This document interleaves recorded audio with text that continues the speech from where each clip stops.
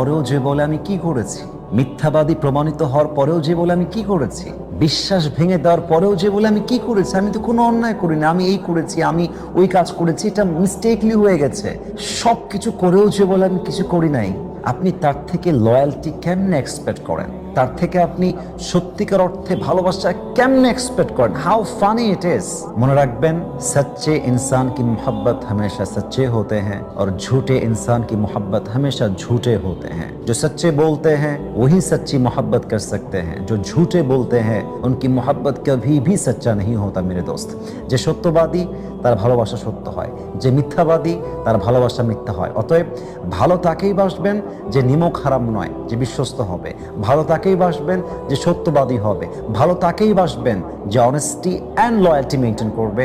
আপনি আপনার লাইফে কখনোই কষ্ট এবং বিশ্বাসঘাতকতার শিকার হবেন না, ইনশাআল্লাহ তাআলা।